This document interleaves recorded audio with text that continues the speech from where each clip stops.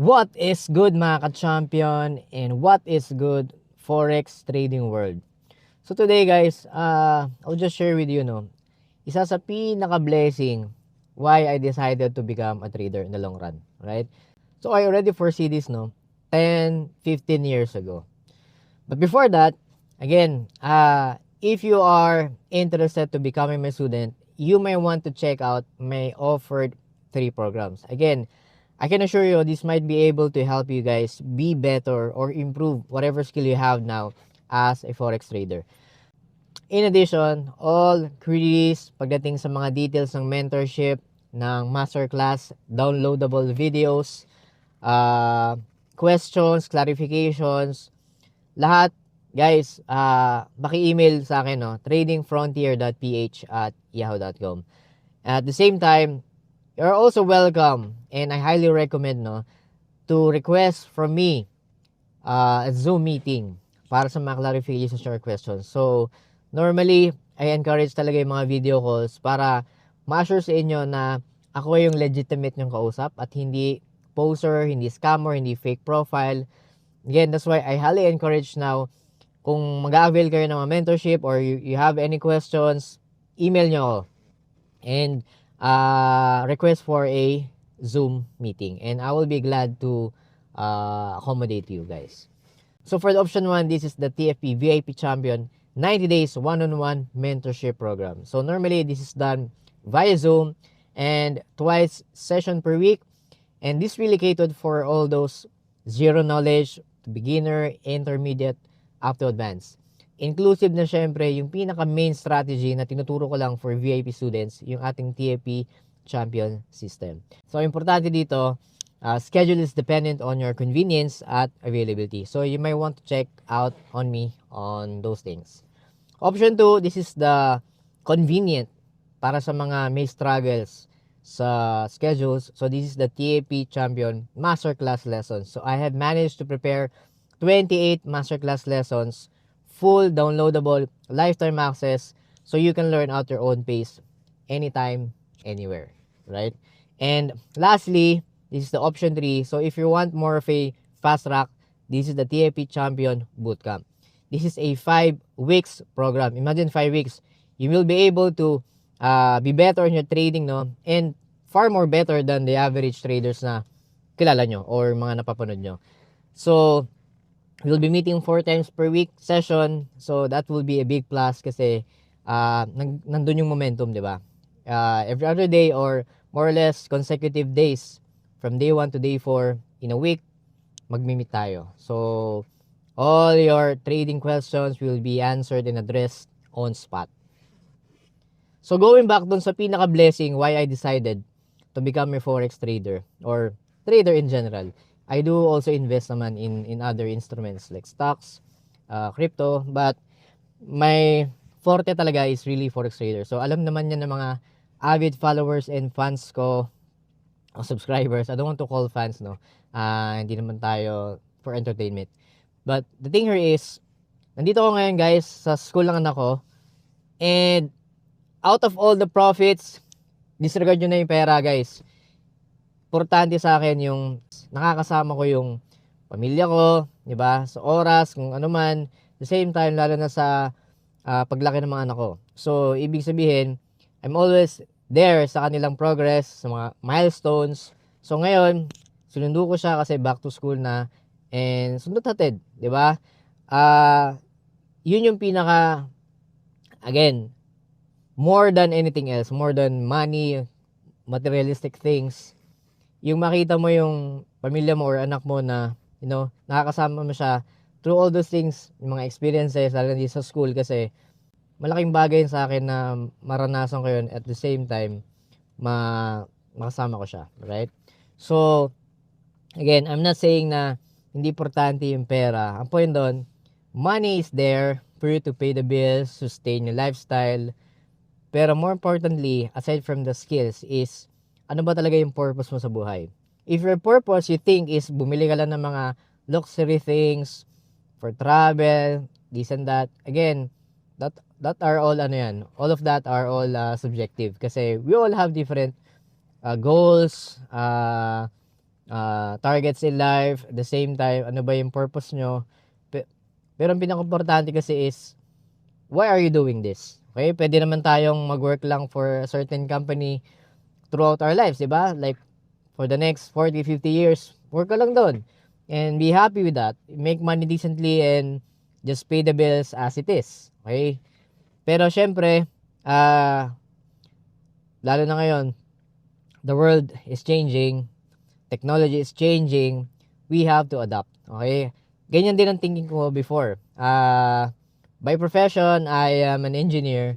But, again, the main thing is, hindi habang buhay yun ang gagawin ko. Dahil, as I mentioned from my past videos, naka-confine tayo to like a company or this environment na everyday you just see as a routinary thing. Okay? You may be growing technically pagdating sa aspect ng profession mo. Pero there are a lot of things na pwede mo gawin sa buhay mo. There are a lot of things. Marami akong nakilalang mga successful person na hindi naman yung profession nila but they found passion and love dun sa ginagawa nila. So again, I want you to explore yung mga bagay na yan. And be blessed kasi you're not trying to get away with that, comfort zone sa inyo. The reason, yung iba, kaya hindi mag-transition dito sa pagiging trader or anything else outside their profession is they're afraid of the bills. Okay, aminin natin, pag may mga binabayaran ka na mga recurring bills, kuryente, tubig, it's quite normal, lalo na kung nagrerenta ka ng bahay, ano pa, phone bills, internet bills, those are things na basic, di ba? Pero it's necessary. So, kung hindi mo yung babayaran, magkakaroon ng inconvenience sa side natin. Ano pa? And then yung mga insurances, kung may hinuhulugang kotse, o anything na may loan ka, mortgage, lahat yan is recurring up until matapos mo yun. Ang worst is, if yung lifestyle mo is not enough, kung mas marami yung bills more than the profit or the income na napoproduce mo, na-generate mo, that's a real problem. Yun mostly, 90% of the people, alam ko gano'n ang situation. That's the reason, sometimes you have to step out. You have to really, think deep. What else can I do sa buhay natin, di ba? So, naisip ko na to 10, 15 years ago before I start forex trading.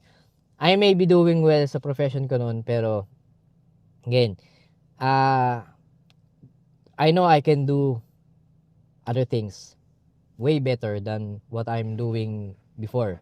So, my point being here is I share with you na small joys like this are more important than anything else. Pero makakamit mo lang yan if you step out dun sa normal nung ginagawa. Tandaan nyo guys, growth happens when there is stress. Kasi when there is stress, it's pushing your mind, your body to think. And yung mga thought process na akala mo na hindi mo akaya, magagawa mo. Kasi when you are desperate, okay?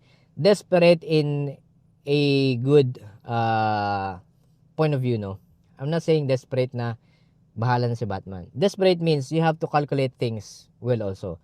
So, you have to be desperate in a sense na kailangan mong iplano lahat. When you are working now, I'll give you a strategy, no? Ginawa ko nun.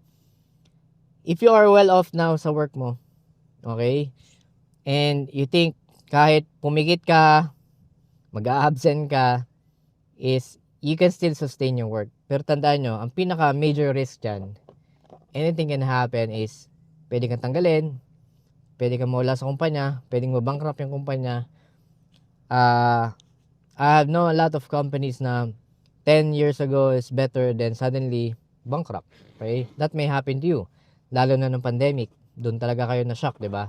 Karamihan dyan ng mga hindi nag-trade or walang other source of income other than the profession, talagang tinamaan.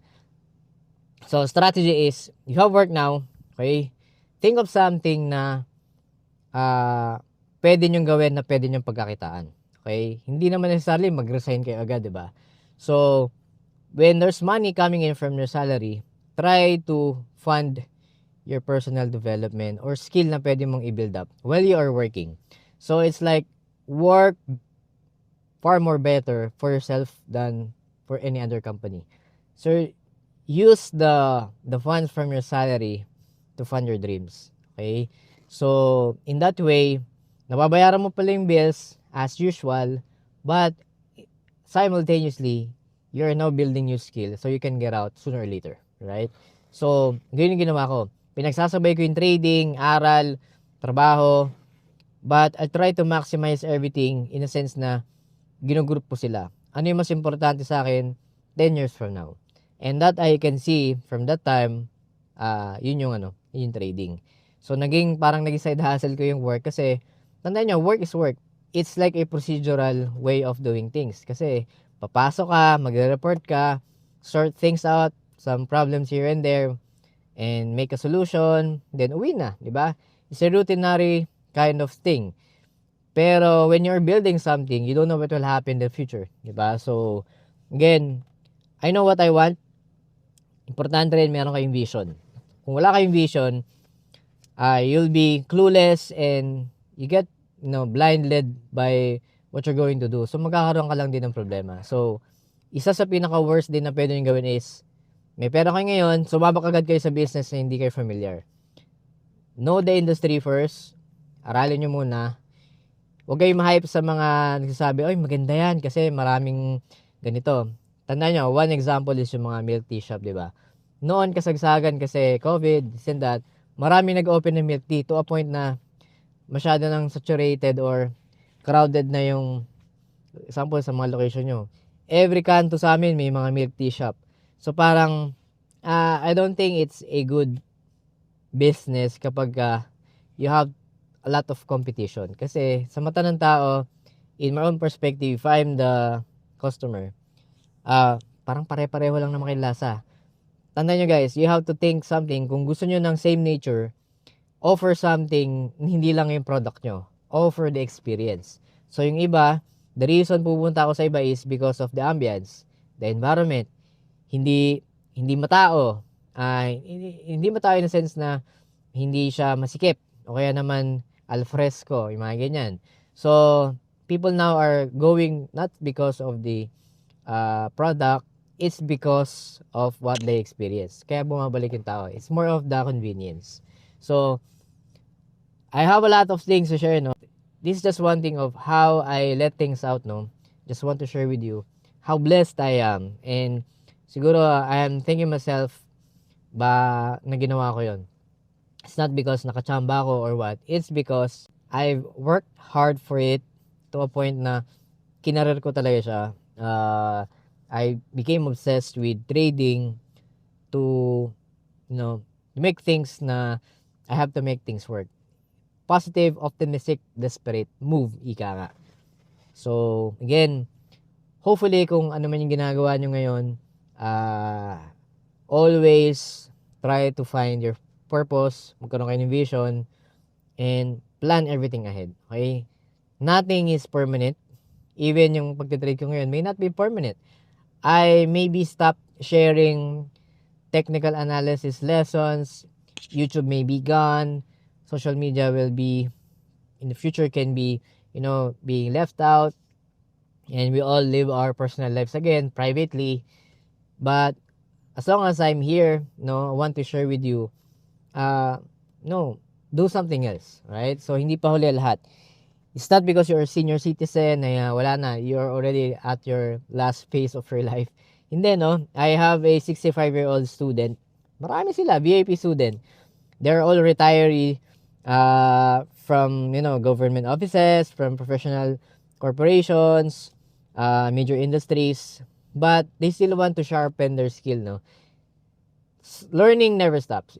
Learning never stops. Yun yung pinaka naintindihan ko na kahit tumatanda tayo, we still have to do something else that will let us be more excited to wake up every day. Hindi lang yung wake up ka and then kakain, tulog, then manonood ka ng mga politics, balita. That's too boring. Okay? Always be excited to do something else na hindi nyo pa na-experience. Okay? So, this is just a short video. I'm just really blessed. I'm happy. And hopefully you are too, guys. Kaya nyo yan. So, you want to be better, you want to become my student, or simply just want to ask something, no? Pwede naman magtanong, wala namang bayad. We can still discuss on a Zoom meeting your clarifications. Hindi naman necessarily mag-enroll kayo, but I'm glad to help. Okay? We can chit-chat, whatever. So, I suggest all queries, questions about the mentorship and yung mga fees, mga details, i-email nyo ako, guys. Okay? Sa page, kasi ngayon, my page was compromised, pero okay lang naman.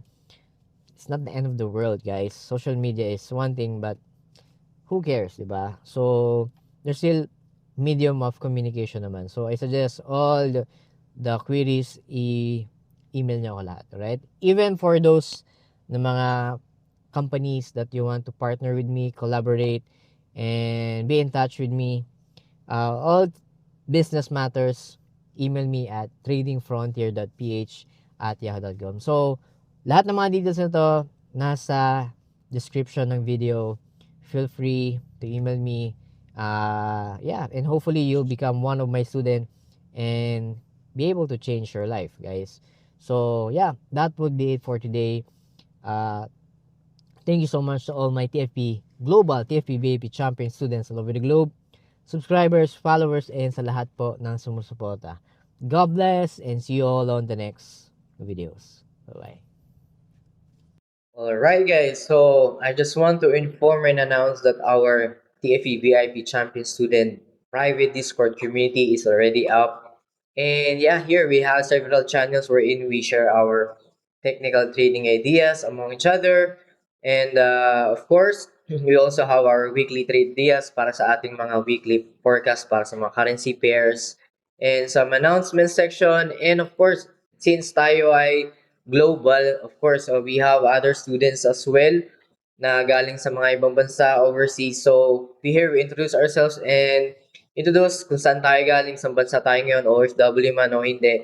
But nevertheless, this is a healthy community para mag-share ng mga trading ideas para sa inyo guys. And hopefully, I will be putting up a server publicly para sa mga baguhan naman and those mga followers and subscribers natin. Alright? So yeah, this is just a minor announcement, and hopefully, guys, you can join us and make this community grow, lalo na sa ating mga estudyante nag-aaral. Alright, guys, so mga baguhan pa lang. But nevertheless, everyone here wants to learn, wants to make profits from the market, but as much as possible, we're all equal in the eyes of the market. Alright, guys, so that would be it. So, yun lang, and thank you very much. Right, bye-bye.